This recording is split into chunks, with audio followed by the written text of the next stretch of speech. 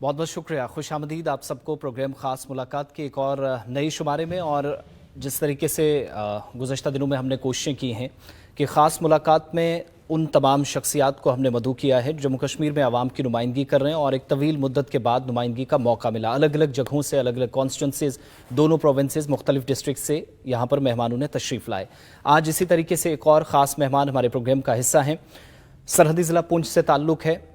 वालिद साहब से आप इनका बैकग्राउंड, जब आप पॉलिटिकल बैकग्राउंड देखेंगे तो आगाज़ वहाँ से हो जाता है और मौजूदा वक्त में एक बड़े इलाके की नुमाइंदगी कर रहे हैं और दूसरी बार अवाम ने इनको MLA बनाकर जम्मू कश्मीर की असेंबली में नुमाइंदगी का मौका दिया है। मेरी मुराद एजाज़ अहमद जान साहब से है। बहुत बहुत शुक्रिया, खुश आमदीद कहेंगे।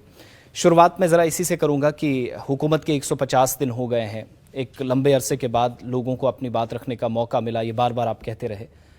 पहले 50 दिनों में, 150 दिनों के अंदर क्या मुशाहिदा कर पाए हैं? गवर्नमेंट का जो सिस्टम है सरकार बनने के बाद, जिस निज़ाम पर आप बार बार सवालात उठाते थे, कुछ हद तक चीज़ें बेहतर हुई हैं?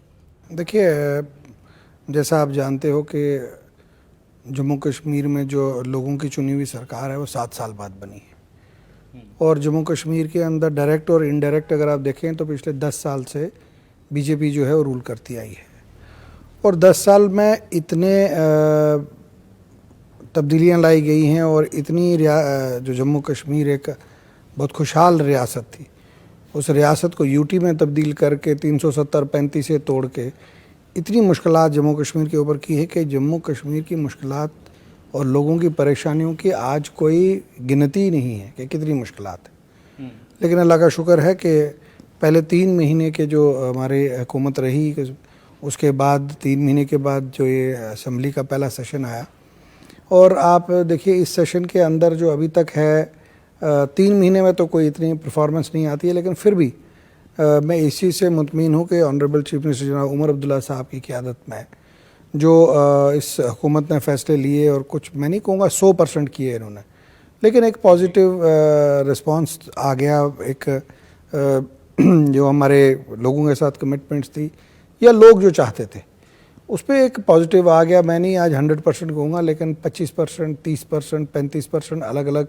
सेक्टर्स में हमने कामयाबी पहले 3 महीने में पाई है और मुझे लगता है आने वाले दिनों में और भी जो है इसमें मज़ीद इजाफ़ा होगा। और फिर से मैं कहूँगा कि मुश्किलात बहुत ज़्यादा हैं, लेकिन जो इस टाइम मौजूदा हालात हैं उसमें थोड़ा सा वक्त और लगेगा जिसमें पूरा ट्रैक पे हम जब अच्छा, ड्यूरिंग इलेक्शन कैंपेन आप बाकी तमाम लोग जो जब कैंपेन में जाते थे तो एक हवाला ज़रूर दिया जाता था कि सेंटर की तो गलतियां हैं ही, लेकिन यहाँ पर ब्यूरोक्रेटिक सेटअप है जो काम करने नहीं दे रहा है। कुछ अफसरान या उनका एक ग्रुप शायद पूरे सिस्टम को हाईजैक किए हुए हैं। वो आज भी महसूस होता है, बरकरार है, या MLAs के आने से फ़र्क हुआ है? देखिए, MLAs जब से यहाँ पे आए हैं उसके बाद एक लोगों की चुनी हुई सरकार आई और पहली बार हुआ कि चीफ मिनिस्टर साहब ने एक मीटिंग ली तमाम डिस्ट्रिक्ट्स की और तमाम कॉन्स्टिट्यूंसीज़ के जो रिप्रेजेंटेटिव्स हैं उनको बुलाया और पहली बार हुआ है जम्मू कश्मीर में कि ऑनरेबल चीफ मिनिस्टर साहब ने जो जीते हुए नुमाइंदे, वो खाली मैं नहीं कहूँगा नेशनल कॉन्फ्रेंस, उसमें बीजेपी के, PDP के, कांग्रेस के, इंडिपेंडेंट, नेशनल कॉन्फ्रेंस के तमाम MLA से जो है उनके इलाके की ग्राउंड पोजीशन पूछी गई कि किस जगह क्रिटिकल गैप है कि सबसे पहले हम उस क्रिटिकल गैप को पूरा करें, उसको मद्देनज़र रख के। तो बहुत सी जो है वो उसके बाद फ़र्क पड़ा, निज़ाम में फ़र्क हुआ और उसका जो आउटपुट है वो इंशाल्लाह जब अब 15 अप्रैल के बाद जब नई प्लानिंग शुरू होगी, नए टेंडर्स होंगे, नए काम शुरू होंगे तो उसका परफॉर्मेंस उस वक्त आएगी। बाकी आपने जो कहा कि कुछ मुलाजमीन को अभी भी कुछ शक है, तो मैं कहूँगा 50-60% तो मुलाजिम का जो सिस्टम था वो ठीक हो गया, लेकिन अभी भी बीच बीच में कहीं कहीं जगह पे ऐसे मुलाजिम हैं जिनको लगता है कि वही इस सिस्टम को रोक सकते हैं, रन कर सकते हैं या अपनी मर्जी चला सकते हैं। तो उनका भी कोई लंबा पीरियड नहीं है, वो भी आज नहीं तो कल, क्योंकि इलेक्टेड गवर्नमेंट ये लोगों की चुनी हुई सरकार है, ये सरकार कोई सिलेक्शन से तो आई नहीं है। आज नहीं तो कल तक उनकी भी जो है अकाउंटेबिलिटी बनाई जाएगी और जहाँ जहाँ गलतियाँ होंगी, कुछ होंगी, उनको रेक्टिफायर किया जाएगा, उनको ठीक किया जाएगा। और जहाँ जहाँ जिसने जानबूझ के किया है, चलो गलती अनजाने में किसी से कुछ हो जाए तो उसके लिए तो गुंजाइश है आपके पास, लेकिन अगर किसी ने जानबूझ के किसी को टॉर्चर किया है तो उस चीज़ को जो है वो लाइटली नहीं लिया जाएगा, उसके बाज़ाब्ता उसको देखा जाएगा कि किस तरीके से उसको पूरी की जाए। पीर पंचाल बेल्ट जिससे आपको नुमाइंदगी का मौका मिला, सबसे ज़्यादा वो लोग जीत कर आए या तो गवर्नमेंट के साथ हैं या वो लोग जो आपकी पार्टी नेशनल कॉन्फ्रेंस के साथ हैं। रिजल्ट्स को कैसे आप देख रहे हैं? क्या ये प्रेडिक्शंस पहले से जो हो रही थी वो गलत साबित हुई, या नेशनल कॉन्फ्रेंस वाकई में ये जो गवर्नमेंट फॉर्मेशन तक जो गैप रहा, पॉलिटिकल वैक्यूम था J&K में, उसमें इतनी मजबूती होगी कि दोनों प्रोविंसेस में भी और ख़ास तौर से पीर पंचाल बेल्ट के अंदर इतनी मजबूती के साथ कम बैक करना? देखिए, जब पिछली हमारी सरकार की हमें 10 साल का जो टाइम मिला, खासकर पीर पंचाल में हमने बहुत मेहनत की और कायदे सानी डॉक्टर फारूक साहब की और उमर अब्दुल्ला साहब की क़यादत में हमने कोई ऐसा इलाका नहीं छोड़ा जहाँ पे नहीं गए। लोगों की मुश्किलात, उनके गमो खुशी में हमने उनकी साथ रहे, उनकी मुश्किलात देखी और लोगों ने भी ये देखा कि जो चुनी हुई सरकार और ख़ास करके नेशनल कॉन्फ्रेंस जो है वो लोगों के बेहतर काम कर सकती है। तो उन्होंने वो देख के, अपनी मुश्किलात देख के, परेशानियाँ देख के मैं इलेक्शन से पहले ही पार्टी ने एक फ़ैसला लिया, हमने अलायंस में इलेक्शन लड़ा। लेकिन मैं अपना व्यू कह सकता हूँ, पार्टी ने तो मेरा व्यू ये था कि हम खुद ही इलेक्शन लड़े। तो खैर पार्टी लार्जर इंटरेस्ट में देखती है, अकेले दम पे। हाँ, मेरा यही व्यू था कि हम अकेले दम पे लड़ें और मुझे उसमें उम्मीद थी कि हम ज़्यादा बेहतर, इससे और बेहतर परफॉर्म करते। तो जिस जगह हमें उम्मीद थी हम अपने साथियों से कि वहाँ से वो जीतेंगे, उन्होंने उतनी सीटें वहाँ से नहीं ली। तो मुझे लगता है कि नेशनल कॉन्फ्रेंस पे लोगों ने भरोसा किया और लोगों की बहुत मुश्किलात है। अब जब इतनी बड़ी जिम्मेदारी आपको दी गई है, मैं आपकी कॉन्स्टिट्यूंसी से शुरू करूंगा और उसके बाद मौजूदा असेंबली सेशन में पे आऊँगा। 41,162 वोट उम्मीद कर रहे थे, तवक्कुआत थी इतना वोट आएगा, या ये सोचकर चल रहे थे कि मार्जिन बहुत कम होगा लेकिन जीत यकीनी है? 24 को जब वोटिंग हुई, वोटिंग के बाद मुझे बहुत से साथियों ने पूछा कि क्या है। 25 को मैं सुबह 10 बजे बैठा, मैंने एक एक स्टेशन की जो है वो डिटेल बनाई और पूरी डिटेल बनाने के बाद मैंने पुंछ में जो है अपने साथियों को बुलाया, जो मेरे साथ थे, मैंने उनको बुलाया और मैंने 41,750 का डेटा बना के उनको दिया था कि इतने वोट हमारे आएंगे। जो आपका खुद का अंदाजा? जो मेरा खुद का आइडिया था और मैंने स्टेशन वाइज बनाए थे। और जब ये रिज़ल्ट आया, जो मेरे साथी हैं वो भी परेशान हो गए। तो मैंने उनको कहा था या तो लीड हमारी 20,000 से ऊपर होगी और या हमारी लीड 30,000 तक जाएगी। मैंने उनको पहले ये आइडिया दे दिया था। और वोटिंग का मैंने, क्योंकि इस बार जो मैंने दूसरी बार अभी इलेक्शन जीता है, इस बार मैंने माइक्रो लेवल पे प्लानिंग की थी और मैंने हर एरिया, हर इलाके को खुद टच किया था। मैं लोगों से खुद मिला, मैंने डायरेक्ट बात की और मैंने इस बार जो कई बार गांव में जब मैं जाता था अमूमन शिकायत ये मिलती थी कि जनाब हम आपको वोट देंगे लेकिन हम डायरेक्ट बात करेंगे, बीच में मीडिएटर नहीं रखेंगे। तो लोगों से डायरेक्ट बात की और लोगों की बहुत मुश्किलात हैं। 10 साल में लोगों ने बहुत बुरा हाल किया, मतलब लोगों का बहुत बुरा हाल किया। जो हुकूमत थी उनको राशन हो, पानी हो, बिजली हो, सड़कें हो, रास्ते हों, हर जगह जो है तबाही की हुई है। और मैं जब सिस्टम के अंदर आने के बाद जब मैंने देखा तो इतना मैस है, उसको ठीक करने में वक्त लगेगा थोड़ा हमें। अच्छा, 2010 में भी आप जीत कर आए, फिर 14 में हारने की वजह क्या? ये जो आप कह रहे हैं कि कम्युनिकेशन गैप है, यही एक रीज़न आपको समझ में आया या कुछ और परेशानी? 14 में हमारी जो हम इलेक्शन हारे उसमें 2 हमें मुझे मेन रीज़न लगता है।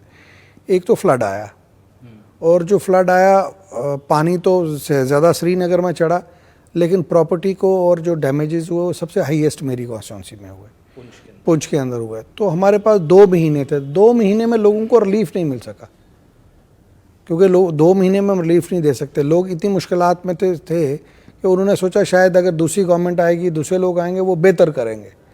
लेकिन नतीजा ये हुआ, जो उसके बाद जो गवर्नमेंट आई उन्होंने तो जो हमने काम शुरू किए थे वो सारे के सारे काम उन्होंने छोड़ दिए। और आज अब देख लीजिए, जो फ्लैगशिप प्रोग्राम थे हवेली कॉन्स्टिट्यूंसी के, वो 2014 के आगे जहाँ मैंने सड़क छोड़ी उससे आगे 1 इंच नहीं गई, जहाँ मैंने कोई बिल्डिंग छोड़ी उससे आगे 1 इंच नहीं गई। मिनी सेक्रेटरीट जो सबसे बड़ा प्रोजेक्ट में पुंछ लेके गया, उस प्रोजेक्ट को जिस जगह हमने छोड़ा उससे 1 इंच भी वो आगे नहीं गया। मतलब वो जो 3.25 साल की सरकार कोalition गवर्नमेंट रही, उसने कुछ नहीं किया? उस 3.25 सालों में जम्मू कश्मीर के लोगों की असली अगर तबाही की उस 3.25 सालों ने। फूड सिक्योरिटी बिल, मैंने आज भी हाउस में कहा, फूड सिक्योरिटी बिल 2012-13 में जो गवर्नमेंट ऑफ इंडिया ने पास किया, उस फूड सिक्योरिटी बिल में जब ये लेके आए, उमर अब्दुल्ला साहब ने मीटिंग ली और हमने उस टाइम फैसला किया, उमर अब्दुल्ला साहब ने फैसला लिया कि अगर हम इस बिल को इम्प्लीमेंट करेंगे तो जम्मू कश्मीर में APL का राशन कट जाएगा। एट द टाइम जब जम्मू कश्मीर में ये फूड सिक्योरिटी बिल एक्ट जो लागू किया गया था, उस वक्त जम्मू कश्मीर में, मैं आज भी कहता हूँ, जम्मू कश्मीर के अंदर मैक्सिमम लोग जो हैं वो गरीब तबका से हैं, लेकिन उस वक्त सबको बीपीएल में नहीं डाला जा सकता था, इसलिए उस टाइम 3 कैटेगरी बनाई गई, एएवाई, बीपीएल और एपीएल। तो उस बिल को हमने वो रोका और 3 साल हमने उस बिल को यहाँ इम्प्लीमेंट नहीं किया। जब 14 में हमारी सरकार गई, हमारी सरकार जाने के 6 महीने के बाद पीडीपी और बीजेपी सरकार ने उस बिल को इम्प्लीमेंट किया। उस बिल को इम्प्लीमेंट करते ही जितने जम्मू कश्मीर के लोगों को एपीएल का राशन मिलता था वो ख़त्म हो गया और बीपीएल में भी जो गलतियां हुई वो आज दुरुस्त नहीं हो सकता करंट गवर्नमेंट में? नहीं, वो उसमें वो इसलिए नहीं हो सकता क्योंकि अभी स्टेटहुड नहीं है, इख्तियारात नहीं। अभी अगर स्टेटहुड होता तो हम उसको रिवर्स करते। हम लगे हैं, हम कोशिश कर रहे हैं, मैं चीफ मिनिस्टर साहब भी कोशिश कर रहे हैं, हमारी भी 2-4 मीटिंग हुई और इस बार देखने को ये मिला कि चीफ मिनिस्टर साहब को हम कुछ कहें वो उससे पहले ही हमें आगे बताते हैं कि ये रोड मैप है जो हम क्या है। अच्छा, आपने राशन की बात अब छेड़ दी है, मैं कॉन्स्टिट्यूंसी वाइज भी आऊँगा, लेकिन राशन को लेकर आपकी सरकार ने कुछ दिन पहले बजट में कुछ प्रोविजंस हुई हैं, तब्दीलियां कह लीजिए, बिजली को लेकर, फिर बाकी सारी अनाउंसमेंट्स। लेकिन थोड़ा सा जब हम बैकग्राउंड में जाते हैं, 150 दिन पहले जब गवर्नमेंट बनी नहीं थी, 8 अक्टूबर से पहले रिजल्ट्स आने थे, आपने या आपकी गवर्नमेंट ने राशन को लेकर जब बात की, बिजली को लेकर बात की, स्मार्ट मीटर्स की बात की, तो कहा गया कि डिफरेंट कैटेगरीज हैं जिनका आप जिक्र कर रहे हैं, बीपीएल, एएवाई और बाकी सारी। लेकिन जब अनाउंसमेंट्स हुई तो उसमें एक मखसूस तबके का जिक्र हुआ जिनकी 95 से 97 हज़ार आबादी 1.5% के आसपास जम्मू कश्मीर में बनती है। क्या ये आपकी नज़र में दूसरी बार आप लॉ मेकर बने हैं, दूसरी बार नुमाइंदगी का मौका मिला, जस्टिस है उस हिस्से के अंदर जहाँ पर गरीबी की सतह से एक बड़ा तबका ज़िंदगी गुजारता है? देखिए, मैं आपको पहले ही कहा, ये 3 महीने की सरकार है, अभी टाइम ही नहीं मिला था कि ये कोई एक्सरसाइज करते, और जो 3 महीने में हम एक्सरसाइज कर सके, जो गवर्नमेंट को उस टाइम लगा होगा 3 महीने में एक्सरसाइज करके, उस एक्सरसाइज में उनको जो उस वक्त गुंजाइश मिली, और उस गुंजाइश में कोई भी चीज़ अब किसी को दी जाती है तो पहले देखते हैं कैटेगरी में अगर हम किया जाए, पहले एएवाई को करें, बीपीएल को करें या एपीएल को करें। इन तीनों कैटेगरीज में सबसे गरीब तबका जो है वो एएवाई था। तो इस 3 महीने के अरसे में हमने इसको लिया। इंशाल्लाह ये जब साल का पूरा हमें ब्रेकअप मिलेगा, हम बीपीएल को भी इसमें डालेंगे, और आप देख लीजिएगा हमारी ही सरकार में एपीएल वालों को भी हम राशन ज़रूर देंगे। एक्सपेक्ट करें अब वो बीपीएल, एपीएल वाले भी नेक्स्ट बजट में आपके प्लान में होंगे? इंशाल्लाह पहले बीपीएल को इंक्लूड होगा और उसके बाद एपीएल भी होगा, हर चीज़ स्टेप वाइज। अब आपने भी जैसे आप स्कूल में पढ़े होते हो तो पूरा साल पढ़ते हो, तो फिर रिज़ल्ट अच्छे की उम्मीद की जाती है। तो अगर 3 महीने में ही मैं आपको कहूँ पूरा आप पढ़ के वो रिज़ल्ट निकालिए तो वो हो नहीं सकता है। तो उसी लिए हमें थोड़ी सी जो है उसमें मुश्किलात भी हैं, क्योंकि प्रॉब्लम एक और है कि नेशनल कॉन्फ्रेंस के और हमारे अलायंस के लोग हैं वो काम करना चाहते हैं, और पहली बार मैंने देखा कि जो जीते हुए विधायक हैं बीजेपी के, वो इंस्टेड ऑफ अपना काम करें, काम नहीं कर रहे हैं, वो कहते हैं देखो जी रोकना कैसे है इनको। अगर हम कहते हैं हम बीपीएल को राशन देंगे, वो कहते हैं हम देने नहीं देंगे। वजह ये वही बता सकते हैं मुझे, ये क्योंकि इन्होंने वोट जाके ग्राउंड पे काम करके वोट नहीं लिया है, इन्होंने वोट बीजेपी के चुनाव निशान पे लिया है और हमारे प्राइम मिनिस्टर साहब के नाम पे वोट लिया है। अपनी तो कोई क्रेडिट मुझे लगता नहीं है, मैं सबके लिए नहीं कहूँगा, लेकिन 80% लोग इसमें जो है वो सिंबल पे हैं, उनकी ग्राउंड पे तो मुझे पता नहीं है कहीं उनकी कुछ होगी भी कोई कहीं पे वो है ना, उनके पास मैंने देखा कोई इतने लोग भी पहुँचते हैं। तो ये सिंबल के हैं, इनको इतना पता नहीं है कि ग्राउंड पे क्या है। जब ये ग्राउंड पे जाएंगे, ग्राउंड पे देखेंगे, मैं कहता हूँ अगर आप जम्मू के अंदर देखिए, रघुनाथ बाज़ार की हालत ये है कि वहाँ पे जो दुकानदार है वो बेचारा ख़त्म हो चुका है, वो अपनी बैंक की किस्त नहीं दे सकता। अफसरा रोड की मार्केट आप देख लीजिए, उस मार्केट में जो पूरी मार्केट, जिस सिटी में 45, 48, 49 डिग्री टेम्परेचर जाता है, क्या वहाँ पे कोई गोल मार्केट में गाड़ी पार्क करके अप्सरा थिएटर पे जाएगा, पैदल वहाँ जाके काम करेगा? तो एक अच्छा चलता हुआ बिज़नेस इन्होंने ख़त्म कर दिया। अब इन दुकानों की जगह है वो जो मॉल्स लेंगे, और कौन से मॉल्स लेंगे? जो बाहर से आके यहाँ काम करेंगे, रिटेल स्टोर। तो ये एक पॉलिसी है जम्मू कश्मीर को ख़त्म करने की। हमने हाउस में भी कहा, हमने बीजेपी को भी बार बार कहा कि सबसे पहले जो ये पॉलिसियाँ बनाई गई, रियासत तोड़ी गई, 370 तोड़ा गया, 35 से, सबसे पहले जो जम्मू कश्मीर में सबसे बड़ी कम्युनिटी कश्मीरी है, दूसरी हमारी डोगरी है, जो हमारी भाषा भी है, डोगरे लोग हैं, तीसरा पहाड़ी, चौथा आता है हमारा उसका एसटी का। तो आपकी जो दूसरी कम्युनिटी है, सबसे पहला अटैक इस पे हो रहा है। मतलब अटैक मतलब ये नहीं को मार रहा है, लेकिन आप देखेंगे 10 साल 20 साल के बाद जम्मू कश्मीर का खास करके जो जम्मू का डोगरा है उसकी पहचान ख़त्म हो रही है। और उसके बाद अगर आप पूंछ रजौरी पीर पंजाल को देखें, पीर पंजाल में भी कोशिश की जा रही है कि पीर पंजाल की जो पहचान है उसको ख़त्म किया जाए।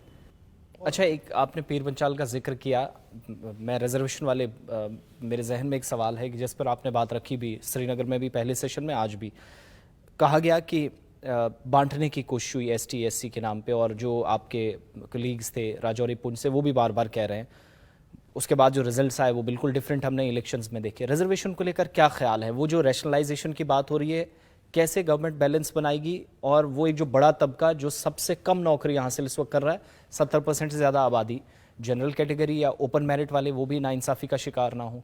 देखिए, किसी के साथ नाइंसाफ़ी नहीं होनी चाहिए। मैंने फ्लोर ऑफ द हाउस पे कहा, मीडिया में भी आज कहता हूँ, हमें किसी ओपन मेरिट हो या रिजर्वेशन हो, हमें किसी के हक़ के ख़िलाफ़ बात नहीं करनी है। लेकिन साथ साथ ये भी देखना है कि अगर किसी को हक़ 70-75 साल के बाद मिला तो उनको भी ये नहीं होना चाहिए कि उनके उस हक़ को जो है वो ख़राब किया जाए या उसके लिए मुश्किलात लाई जाए। जो गवर्नमेंट की तरफ से जो कमेटी बनी है, मुझे उम्मीद है उसमें पॉजिटिव रिजल्ट्स आएंगे। और मैंने बार बार हाउस में भी कहा कि किसी भी मेंबर को किसी रिजर्वेशन के ख़िलाफ़ बोलने की ज़रूरत नहीं है, क्योंकि रिजर्वेशन जो है वो किसी क्राइटेरिया पे मिलती है और जिसको मिली है उसको हमारी ये कोशिश होगी कि उसके साथ बिल्कुल छेड़छाड़ नहीं हो और ना हम करने देंगे। ये तो बात सीधी है कि छेड़छाड़ करने देंगे। हाँ, जहाँ तक जो है कि ओपन मेरिट वालों का, उनका भी हमें देखना है कि उनके भी जो इमोशंस है, उनकी जो जॉब्स हैं, उनकी जो काम है, उस पर भी जो है फ़र्क नहीं आना चाहिए, क्योंकि वो भी इस सोसाइटी का इक्वली एक पार्ट है, उनकी बात भी जायज़ है। अच्छा, इस बार जितने भी मुद्दे असेंबली में उठे, उसका वही आप बीजेपी की बात कर रहे हैं या बाकी मेंबर्स की, बड़ी तकरार आपस में हुई और एक दूसरे की हिस्ट्री और बैकग्राउंड गिनवाया गया। आज लीडर ऑफ अपोजिशन कह रहे हैं डेली वेजर्स के मसले पे जो कमेटी बनाई गई, ये वैसे ही आई वॉश है जैसे 2010 में हुआ। 2014 में हमने कोशिश की 9,500 तक सैलरीज तक बढ़ा दी। ये कमेटी इतनी बाख्तियार है और इतना आसान होगा कि एक बड़ी आबादी को कैसे एडजस्ट करना है परमानेंट पॉलिसी के तहत या रेगुलराइजेशन का मसला? देखिए, रेगुलराइजेशन में इतनी प्रॉब्लम नहीं है। अगर आप देखेंगे पीएचई हो, पावर हो, इस डिपार्टमेंट में जो भी लोग हैं, ये जितने भी लोग हैं, सिस्टम तो यही चला रहे हैं। अगर आप इन डेली वेजर्स को हटा दें तो सारा सिस्टम बैठ जाएगा। ये तो मैं कहता हूँ हमें इन डेली वेजर्स का शुक्रगुजार होना चाहिए कि इतने कम तनख्वाहों में ये फिर भी काम कर रहे हैं। और एक एक जो डेली वेजर है वो किसी भी डिपार्टमेंट में हो, एनवाईसी हो, आपका पीएचई में है, पावर में है, एजुकेशन में है, सोशल वेलफेयर में है, स्पोर्ट्स में है, ये एक एक जो नौजवान है ये अपनी तनख्वाह या अपने जो उसको वसाइल हैं उससे 10 गुना 100 गुना ज़्यादा काम कर रहा है। हम इन पे डिपेंडेंट है। मैंने फ्लोर ऑफ द हाउस भी कहा, आज भी कहता हूँ कि जो हमारी वैकेंसीज खाली होगी, बहुत से लोग रिटायर्ड हो गए, तो कम से कम एक गैप फिल करना चाहिए, उनको तो वहाँ डाल दें ताकि वो आधे लोग तो उसमें एडजस्ट हो जाएं, बाकी उनको हम और दूसरी जगह लेके जाएंगे। तो उसी के लिए वर्कआउट हो रहा है, हम देख रहे हैं उसमें किस तरीके से किया जाए। बाकी इनके बिना जो डेली वेजर्स है, इनके बिना सिस्टम भी नहीं चल सकता, मुश्किल है। अच्छा, मैं इससे पहले प्रोग्राम क्लोज करें, मैं आप कॉन्स्टिट्यूंसी वाइज आऊँगा। सड़कों का जाल बिछाने की बात हुई और जहाँ तक मेरी जानकारी है पहले ही इन 150 दिनों के दौरान बड़ी कोशिश हुई रोड कनेक्टिविटी को लेकर बॉर्डर बेल्ट में और इंटीरियर बेल्ट में आपकी तरफ से। और अब अमरनाथ यात्रा भी शुरू होने जा रही है, तो वो जो सड़क हमेशा सुर्खियों में रही है उसका भी आपने तज़किरा किया असेंबली में। वो जो रोड मैप बनाया गया और मैप जो रोड्स को लेकर है, क्या है वो? देखिए, लगभग 40 से 50 नई रोड्स के लिए मैंने आइडेंटिफाई किए हैं, जो हमारे एरिया में जो क्रिटिकल एरियाज़ थे वहाँ पे हम उसको कर रहे हैं। और इंशाल्लाह मुझे उम्मीद है उसमें 30-35% या 40% इसी साल हम काम शुरू करेंगे। 2025 में इंशाल्लाह करेंगे। और उसके साथ साथ जो हमारी सड़क पुंछ से बूढ़ा अमरनाथ जी की है मंडी, और उसके बाद सावजियाँ और लोरन है, ये रोड्स है। इन सब रोड्स को नई, इनके लिए मैंने प्रोजेक्ट्स तैयार किए हैं और मुझे उम्मीद है जल्दी ही उस पर भी अप्रूवल होगा। और पुंछ के अंदर एक बेहतरीन सड़कें जो हैं बनेंगी। अगर आप आज की डेट में अगर आप पुंछ से लोरन चले जाते हैं, मंडी आते हैं, सावजियाँ आते हैं, तो वापसी पे घर जाके पीठ की मालिश करवानी पड़ती है। वो इसलिए है कि पिछले 7-8 साल से तो पहले तो लुक डाली ही नहीं, और जहाँ लुक डाली तो वो लुक 7 दिन से ऊपर ठहरी नहीं। 7 दिन में ही लुक उठ जाती थी, इतनी मतलब उसका जो क्वालिटी थी इतनी बेहतर नहीं थी, और कई जगह तो डाली नहीं इन्होंने। तो ये सारी सड़कें जो है इनको नए प्रोजेक्ट्स इनके बनाए गए हैं, और इंशाल्लाह नए प्रोजेक्ट्स बन के ये रोडें फर्स्ट क्लास बनेंगी। आपके अपने आप भी पहुँच के हैं, और इंशाल्लाह आपके घर तक भी जो रोड है वो हम पक्की डबल अच्छी बना के। अच्छा, कुछ सड़कें ऐसी हैं ना जो सरकारी सतह पर अगर कोई फंड में रुकावट है तो मुसीबत में लोग हैं, वो भी प्रायोरिटी में है, इस बार दूर किया जाए? बिल्कुल, वो अगर भी कोई सड़क आधी करके छोड़ दी गई है। देखिए, कुछ सड़कों में प्रॉब्लम ये आई है कि जो पिछले 6-7 सालों में प्रोजेक्ट्स बने, वो प्रोजेक्ट्स जो बनाए उन्होंने गलत बनाए, और कुछ में कॉस्ट जो है ओवररन हो गई है, क्योंकि टाइम गैप, जिस सड़क को 6 महीने में बनना चाहिए था उसको 5 साल हो गए। तो उसके लिए भी हमने प्रोसेस किया है। उन सड़कों पे जो उसमें रह गया गैप, उसके लिए हम अप्रूवल ले रहे हैं, हमने बनाए हैं, उसके लिए डॉक्यूमेंट्स वगैरह जगह जगह बना रहे हैं। और तमाम जितनी सड़कें हैं उनको बाज़ाब्ता ब्लैक टॉप, उसके बाद उसके जो डंगे, सड़कें, नालियाँ, रास्ते सब पूरी बना के लोगों के घरों को प्रोटेक्शन लगा के ये सारी सड़कें जो है कंप्लीट की जाएगी। और हवेली पुंछ कॉन्स्टिट्यूंसी में बताना चाहूँगा, जब से मैं एमएलए बना हूँ, पावर सेक्टर हो, वो पोल हो, बिजली हो, ट्रांसफार्मर्स हो, कॉन्टीन्यूसली जा रहे हैं। अब एकदम तो रात में नहीं हो सकता, but it's a continue process. वो हो रहा है पानी के लिए, पाइप्स के लिए, स्कीम्स। अच्छा, सड़कों की आप बात करें, जेजेएम की मैं बात करता हूँ। जेजेएम में ये हालत था कि जो मैं पानी वाले इशू पे भी आ रहा हूँ, लेकिन आपने सड़कों वाला एक जिसका पिछले दिनों जिक्र हुआ, काफ़ी बहस हुई, डिप्टी चीफ मिनिस्टर खड़े हुए, लोरन टंगमर रोड, अब कुछ एक दो सालों में एक्सपेक्ट करें कुछ डेवलपमेंट होगी, वो जो काम रुका पड़ा है? देखिए, वहाँ एक तो रोड का कुछ अलाइनमेंट चेंज किया गया, उसकी वजह से वो कंफर्म हुआ? हाँ, बीआरओ ने वो उसका कंफर्म किया, कुछ अलाइनमेंट चेंज किया है, उसकी वजह से बीआरओ ने काम कर लिया बंद।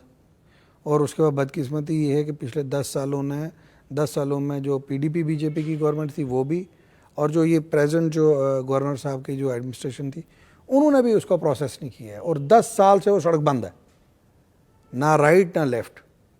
तो अब उसके लिए दोबारा सारे डॉक्यूमेंट्स हमने उसके कर रहे हैं, प्रोसेस कर रहे हैं उसको, किस तरीके से उसको शुरू किया जाए, और लगे हैं उसमें। इंशाल्लाह वो भी होगा। लोरन के लिए, सावजिया के लिए हमने गंडोला की जो बात की है, लोगों ने बातें तो बहुत की, लेकिन गंडोला आया नहीं। 7 लेक्स के प्रोजेक्ट्स की बातें सब ने की, आया नहीं। मैंने कल भी असेंबली में वो उठाया कि ये वो प्रोजेक्ट्स हैं जो पुंछ में लागू किए जाएंगे। इस सारे रीजन में, पर्टिकुलरली आपकी कॉन्स्टिट्यूंसी में, बड़ी कॉन्स्टिट्यूंसी, आबादी भी बहुत है, लेकिन खूबसूरत इलाके भी हैं। नई टूरिस्ट डेस्टिनेशंस का हम कुछ उम्मीद रख रहे हैं कि आपकी तरफ से कुछ कंसर्न मिनिस्ट्री या उमर साहब की नोटिस में, क्योंकि मिनिस्ट्री तो उन्हीं के पास आइडेंटिफिकेशन हो। मैंने हमारी गवर्नमेंट आते ही पहले हमने चॉपर सर्विस जो है वो दोबारा शुरू हुई। उसमें मैं ऑनरेबल चीफ मिनिस्टर साहब का और हमारे एविएशन के जो सेक्रेटरी हैं एजाज असद साहब, उनका शुक्रगुजार हूँ कि जब हमने उनके आगे डिमांड रखी, उन्होंने फ़ौरन दिल्ली से बात करके पुंछ तक चॉपर सर्विस चल पड़ी है। और मैं अब कोशिश कर रहा हूँ मंडी के अंदर एक हेलीपैड बनाया जाए नया। और जो गुलमर्ग, मैंने कल असेंबली में भी कहा, गुलमर्ग से जो टूरिस्ट वहाँ सॉर्टीज़ करते हैं तो उनको यहाँ तक लाया जाए, हवेली कॉन्स्टिट्यूंसी तक लाया जाए, क्योंकि एरियल कोई 1-2 किलोमीटर का ही डिफरेंस है गुलमर्ग और यहाँ पे। तो वो भी हमने उसके लिए किया है। प्राइवेट एयरपोर्ट बनाने के लिए 2 जगहें मैंने आइडेंटिफाई की हैं जिन जगहों पे बन सकता है। उसके लिए भी मैंने अपना लेटर लिख के भेज दिया हुआ है, और मुझे उम्मीद है वो भी जल्दी से हो जाएगा। और पुंछ को इंफ्रास्ट्रक्चर में भी हम काफ़ी ऊपर लाएंगे, और टूरिज़्म में बड़ा ज़रूरी है, क्योंकि टूरिज़्म ही फ्यूचर है। उसके बाद 2-3 एरियाज़ जो हमारे पास जहाँ पानी है, अच्छी ब्यूटी है, वहाँ के लिए मैंने प्रोजेक्ट्स रखे हैं। और कुछ मैंने ATVs भी रखी हैं, पहली बार इंट्रोड्यूस किया है। मैं चाहता हूँ ATVs भी आएँ। तो पहले हम सरकारी ATVs लाएँ, 2-3 ATV जब चलेंगी तो बच्चों को, जो हमारे नौजवान हैं, उनको लगेगा कि इसका बिज़नेस है। जैसे श्रीनगर में है, गुलमर्ग में ATVs चलती हैं, तो फिर वो ATVs आएंगे, कुछ हॉर्सेस का करेंगे, कर सकता है, वो अपना काम कर सकता है। कॉन्स्टिट्यूंसी में पर्टिकुलरली आपके एरिया के अंदर क्या बिजली और पानी सप्लाई की क्या सिचुएशन है? हमें, जहाँ तक हम एरिया को जानते हैं, तो जियोग्राफिकली वाटर रिसोर्सेज की कोई कमी नहीं है, लेकिन घरों तक नल के ज़रिए पानी पहुँचे, कहा जा रहा, बहुत सारी शिकायतें हैं। देखिए, पहले ये डिपार्टमेंट होता था PHE, फिर उन्होंने बदल के इनका नाम रख दिया जल शक्ति। तो मेरा इनके लिए, मैं ये इनको एक ही कहता हूँ कि जहाँ जल है वहाँ शक्ति नहीं, जहाँ शक्ति है वहाँ जल नहीं। ऐसी प्लानिंग की है इन्होंने पिछले 4-5 सालों में, ऐसी प्लानिंग की है कि जब MD साहब पहुँचा है, उनके साथ चीफ इंजीनियर साहब आए, बाकी सब आए ऑफिसर, मैंने उनको कहा एक गांव बता दीजिए जहां आपकी स्कीम चल रही है।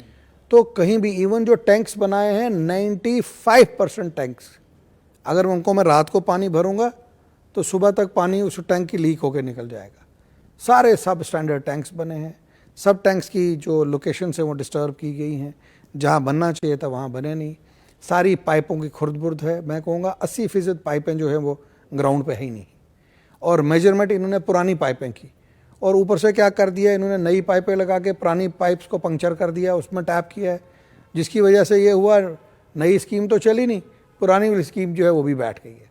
तो मैंने पिछली बार उनको मिनिस्टर साहब को कहा, मैंने कहा आप एक रिव्यू ले लीजिए, और जो कमिश्नर सेक्रेटरी साहब सॉरी मैंने जो एमडी साहब है वो पुंछ में आए हुए थे, मैंने उनको कहा आपने, वो मुझे कहने लगे मैं आपको पीपीटी दिखाऊंगा, 4 हमारी कंप्लीट है। मैंने कहा पीपीटी को मैंने देखे क्या करना है, मेरे साथ बैठिए, जिस गांव में चलिए वहाँ चल के देखते हैं क्या लोगों के नलों में पानी आ रहा है।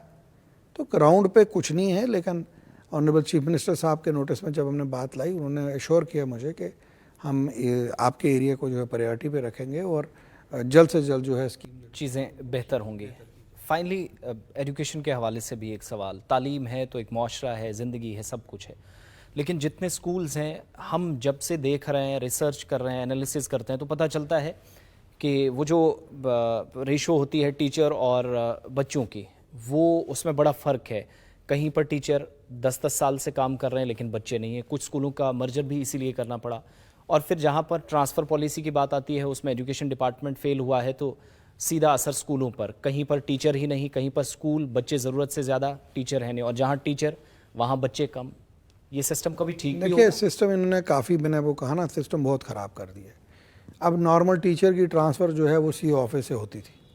सीओ देखता था कि भाई किस स्कूल में बच्चे ज़्यादा हैं, हम उसको वहाँ शफल कर दें या किसी को टेम्परेरी अरेंजमेंट्स करें, कुछ करें। तो पिछला जो ये दौर रहा उसमें उन्होंने वो पावर भी डायरेक्टर को दे दी है। आप कमाल ये है कि डायरेक्टर के पास टीचर्स की पोस्टिंग और उसका, तो उसके पास डेटा ही नहीं है एरिया वाइज। हाँ, कहीं भी उनके पास जो टीचर्स का डेटा इनके पास नहीं होता, वो सीओ ऑफिस में होता है। तो जिसके पास डेटा नहीं है उसको उसकी ट्रांसफ़र करने के इख्तियारात हैं। तो वो उसकी वजह से क्या हो रहा है, स्कूल हमारे मेजर जो टीचर्स हैं वो सफ़र कर रहे हैं। मार्च 2024 में मास्टर ग्रेड्स की प्रमोशन हुई। अब आप सोचिए कितनी एफिशिएंट थी हमारा ये जो एडमिनिस्ट्रेटिव सेटअप, कितना है वो था, ज़बरदस्त था कि 2024 मार्च में ये हुई अपनी मास्टर ग्रेड्स की वो हुई, और दिसंबर में जाके हमने मिनिस्टर साहब से मिलके जनवरी में हमने उनको जो है पोस्टिंग्स करवाई। अब आप सोचिए पूरे उस साल में वो बच्चे जो हैं उन्होंने क्या पढ़ा होगा जहाँ टीचर ही नहीं है, टीचर को पता ही नहीं है उसकी पोस्टिंग कहाँ हुई है। तो वो पहले एक सिस्टम था कि यहाँ पे जो करना है वो अल्लाह के ही भरोसे में छोड़ा था। अब हमने वो टीचर लगाए, अभी भी स्कूलों में शॉर्टेज है, क्लब किए गए हैं। आज मैंने असेंबली में भी बोला, एक रिप्लाई के जवाब में आया कि हाँ, मिडिल स्कूल और प्राइमरी स्कूल में 3 किलोमीटर से ज़्यादा गैप नहीं होना चाहिए। हमारी बॉर्डर कॉन्स्टिट्यूंसी है, मेरी एक बॉर्डर कॉन्स्टिट्यूंसी है, वहाँ तो 15-15 किलोमीटर का फ़र्क है। और जो स्कूल प्राइमरी स्कूल बॉर्डर पे हमने खोले थे, वहाँ से बच्चे बॉर्डर से नीचे शहर में नहीं आ सकते हैं। हमने इसीलिए वो स्कूल खोले कि वो बच्चे वहाँ पे पढ़ें। और आप देखिए आज उन स्कूलों को भी क्लब कर दिया गया है। अब क्या मुझे बताइए, बॉर्डर पे अपनी माँ किसी अपने बच्चे को 5 किलोमीटर 6 किलोमीटर दूर भेजेगी पढ़ने के लिए? जापान के अंदर एक स्टूडेंट थी, एक बच्ची थी, उसने एडमिशन ले लिया तो ट्रेन वहाँ पे चल रही थी। एक बच्ची के लिए उन्होंने 3 साल ट्रेन चलाई जब तक उसने अपना ग्रेजुएशन कंप्लीट किया, और लॉसेस में वो ट्रेन चली। लेकिन उन्होंने कहा कि हमारी कमिटमेंट है, हर एक को एजुकेशन और ट्रांसपोर्टेशन दी जाएगी। और 3 साल के बाद जब उसका वो कॉलेज कंप्लीट हुआ और उसके बाद वो ट्रेन उन्होंने बंद कर दी। ये वहाँ पे है एक बच्चे के लिए। और यहाँ पे गांव में जो हमारे बच्चे हैं, आप आरसपुरा में चले जाइए, देखिए वहाँ पे स्कूलों का क्या हाल है। उधर से पाकिस्तान की गोली, तो इधर से हमारे टीचर नहीं, बच्चे जाएँ तो जाए कहाँ। मेरी कॉन्स्टिट्यूंसी में तो बहुत मुश्किलात है। मैंने वही मिनिस्टर साहिबा से बात की कि ये जो स्कूल बॉर्डर एरिया में है, इनको वापस अपनी ओरिजिनल प्लेस पे भेजा जाए। एक लास्ट चीज़, आप पे ये इल्ज़ाम लगता रहा पिछली बार भी कि जीत कर आते हैं तो कॉन्स्टिट्यूंसी में मौजूद नहीं रहते। इस बार हम देख रहे हैं प्रेजेंस दिखाने की कोशिश है, तो हरीफ ये भी पूछ रहे हैं कि दाड़े मारे जा रहे हैं, लेकिन उन लोगों को जिनके अख्तियारात में कुछ है नहीं, जो बहुत निचले लेवल के ऑफिसर्स हैं या निचले लेवल का कोई मुलाजिम है जो असल में अख्तियारात रखते हैं, उनको गर्दन से पकड़ने की, या फिर वो जो अकाउंटेबिलिटी वाली बात होती है वो शायद वहाँ पर होनी चाहिए थी? देखिए, अकाउंटेबिलिटी हम सेट कर रहे हैं। मैं किसी को दाड़ा नहीं मारना चाहता, ना मैं किसी को मारता हूँ। मैं सिर्फ जो लोग काम नहीं कर रहे हैं उनको पूछताछ तो करना हमारा फ़र्ज़ बनता है। उनको हम पूछ रहे हैं कि क्यों नहीं वो काम कर रहे हैं, क्यों नहीं तरक्की हो रही है, क्यों नहीं डेवलपमेंट हो रही है, क्यों नहीं आप जहाँ पे तैनात हो वहाँ काम क्यों नहीं हो रहे। मेरी सिर्फ उनके साथ मैं किसी को दाड़ा नहीं मारता हूँ, क्योंकि मैं इस चीज़ में बिलीव ही नहीं करता हूँ। लेकिन अकाउंटेबल बनाना है थोड़ा सा, ताकि सिस्टम जो है ठीक से चले। बाकी प्रेजेंस का मैं आपको बात बताऊँ, काम जब करने हैं तो काम खाली पुंछ बैठ के नहीं होंगे। काम जो है, अगर मैं अगर यही खाली फैसला कर लूँ कि मैं पुंछ में ही रहूँगा, पुंछ में ही लोगों से मिलूँगा, उनके साथ ही चलूँगा, तो फिर उनकी सड़कें नहीं बन सकती, फिर उनके रास्ते नहीं बन सकते, फिर उनके पुल नहीं बन सकते, फिर उनके हॉस्पिटल नहीं बन सकते, डॉक्टर नहीं आ सकते, फिर जो फैसिलिटीज़ वो चाहते हैं, उनको गाड़ी, स्कूल, हर चीज़ वो नहीं आ सकती। उन चीज़ों के लिए हमें यहाँ आना पड़ेगा, अपनी चीज़ें यहाँ से लेके जाना पड़ेगा। मैंने 2009 से 2014 के बीच में कहा था कि जो मैंने अपनी कॉन्स्टिट्यूंसी में काम किया, आप मेरी कॉन्स्टिट्यूंसी को कंपेयर कर लीजिए किसी भी कॉन्स्टिट्यूंसी के। हमारे साथ की 4 कॉन्स्टिट्यूंसियाँ देख लीजिए। जो मंडी तहसील में मेरा, जैसे मैंने ऑफिस बनाया, सब लोगों को एक सेंट्रल प्लेस दी जहाँ पे वो काम कर सकें। ऐसा तो बड़ी बड़ी कॉन्स्टिट्यूंसियों में नहीं है। तो हमने काम हर पंचायत में किया है। और इस बार जो मुझे इतना भारी मैंडेट मिला है, इसमें भी 70% वही लोग हैं जिन्होंने मेरे काम को तरजीह दी कि ये काम करने वाला आदमी है, काम करेगा। ना कि मैं लोगों को एक बॉर्डर इलाके में लोगों की एक कोशिश होती है 2 भाइयों को आपस में लड़ा लो, फिर उनको पुलिस स्टेशनों में उलझा दो, फिर वो कोर्ट कचहरी में घुमाना, फिर फैसले करने, फिर कचहरियाँ करनी। मैं उसमें बिलीव नहीं करता हूँ। मैं कहता हूँ पहले हमने किसी को लड़ाना ही क्यों है, और जहाँ लड़ाई हो वहाँ इमीडिएटली उनको फैसला करवाना है, उनको इकट्ठे रखना है, एरिया की तरक्की करनी है। एक सड़क आप मुझे बता दीजिए जो 2014 में मैंने बनाई, उसके आगे ये 1 किलोमीटर लेके गया। आधा किलोमीटर आप बताइए, आधा किलोमीटर नहीं जा सकती। तो अब वो टास्क हमारे पर बहुत बड़ा है। तब रियासत होती थी, अब यूटी है। लेकिन फिर भी मैं अपने लोगों को आपके मीडिया के हवाले से यकीन दिलाऊं कि हवेली कॉन्स्टिट्यूंसी का इस 5 सालों में बड़ा गोल्डन पीरियड होगा, बड़ा अच्छा पीरियड होगा और बहुत अच्छी तरक्की भी होगी।